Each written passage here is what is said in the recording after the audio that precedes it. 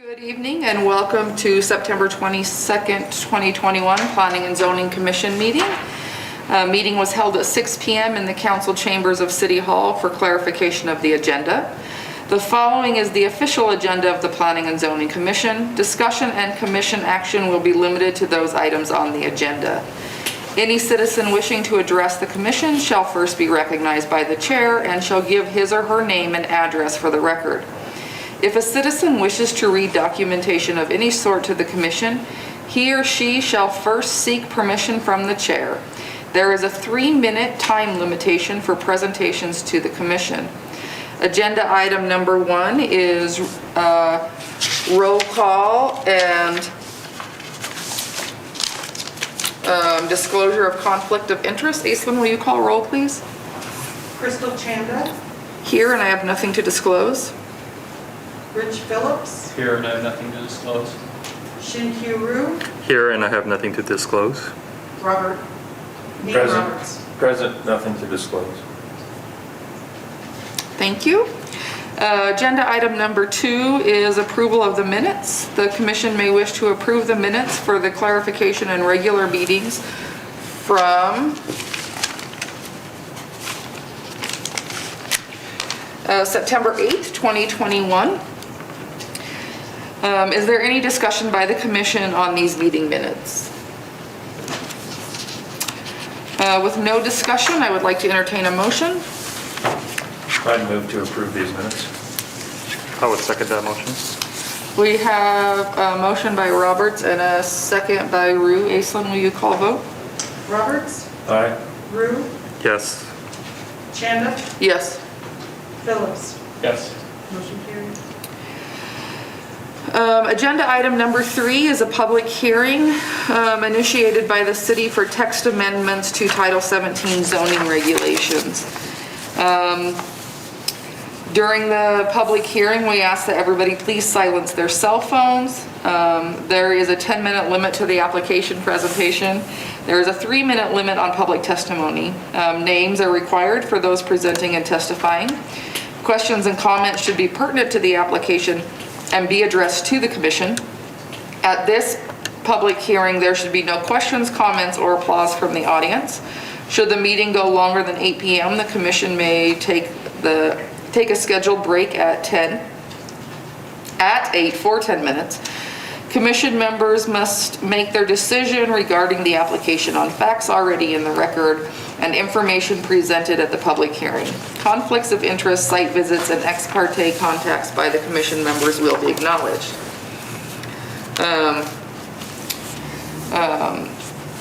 So at this time, does he go through it first? At this time, I would like to declare the public hearing open, and then I would invite the applicant to come forward and present. Actually, we just stand. Right. And the applicant. Good evening, Madam Chair and members of the Commission. Jim Anglesey, Long Range Senior Planner for the City of Pocatello. And I'm here to share with you proposed updates to building height limits in Title 17, Section 173600. This presentation that you'll see, we're going to go over the purpose, the proposed text amendments, just a summary, and some visualization of what we're looking at, and then I'll answer any questions that you may have. The purpose of these changes to our height limits cover 3 things. One, it better aligns with the comprehensive plan that encourages smart growth.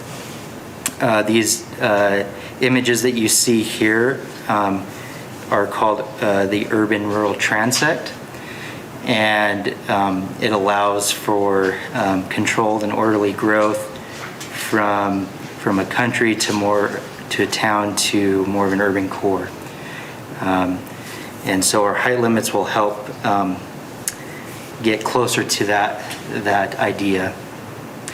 It provides greater flexibility, especially in our commercial and industrial development, to allow for increased density and higher height limits to our buildings as we look for infill opportunities, especially in our existing commercial cores.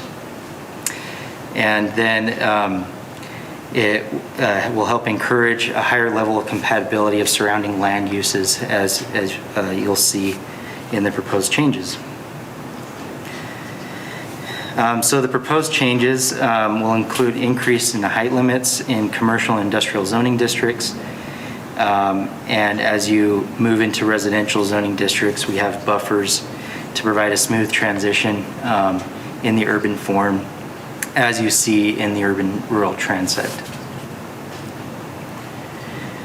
And so as we're looking at our city, this map and other corresponding maps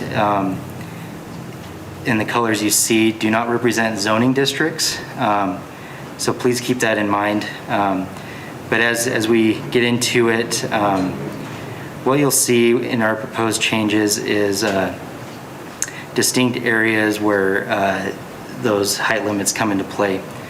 And so the yellow is our residential areas, capped at 35 feet. Orange makes up residential high density and more transitional areas at 45. Red is our historic downtown, as well as part of the transition areas, capped at 75. Pink is capped at 105, and that's our commercial areas and light industrial. And purple is 120 cap within our central commercial and industrial zones. And so I'm just going to take you from the north down to the more of the core of the city, just to kind of give you an idea of what we're looking at closer. So as you see here in the North Gate and Highland area, these proposed changes, this is the realization of those proposed changes. So you'll see residential, and as you get out of those residential areas moving towards commercial, those buffers come into play, going from 35 to 45 and higher. And as you get into the Yellowstone area, you'll see these buffers come more, they're more active in our commercial cores. And so as you see, those buffers play as a protection in our residential zones to prevent 8 to 10 story buildings right next to residential zones. And so these would promote densification of our commercial cores, and as well as a protection of our residential areas. And then down in the downtown core, you see this come into play as well. And then down south, this is the 5th Street interchange with I-15. And then just visualization at a 3D level, you see here is the grade up from residential to commercial and how that may look like at the maximum allowance for height, going from residential, which is yellow, all the way up to our highest, which is the purple in the far back, which is our industrial zone. So again, these proposed changes in height is one step closer to a smart growth model.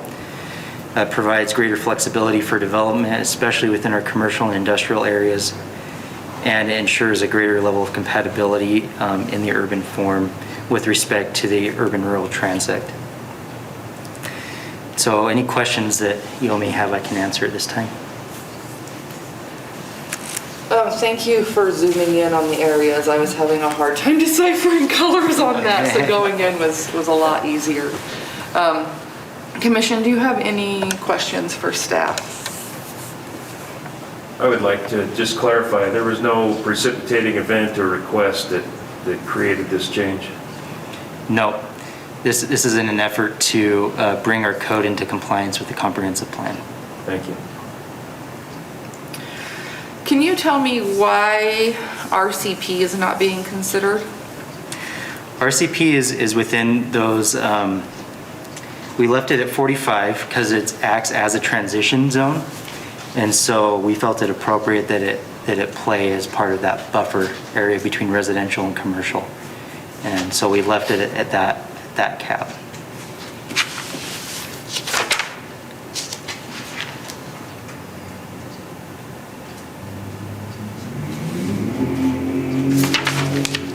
Any other questions from commission?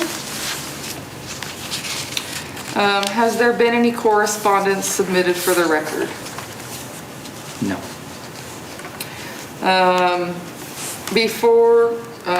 So I'm going to start public testimony. Right now, I would like to invite anybody providing testimony supporting the application to come forward. Anyone uncommitted to the application? Anyone opposed to the application? Any rebuttal by staff? No. I declare this public hearing closed. So at this time, I would either ask for us to discuss what's before us or invite somebody to make a motion. I would make a motion. I move to recommend approval of the proposed amendments to Title 17 zoning regulations, finding the amendments in compliance with the comprehensive plan and the criteria listed in Chapter 17.02.170. Second that. We have a motion by Rue and a second by Roberts. Aislinn, will you call vote? Rue, Yes. Roberts, Aye. Chanda, Yes. Phillips. Yes. Motion carries. And with that, we will close our planning and zoning meeting for tonight. Thank you.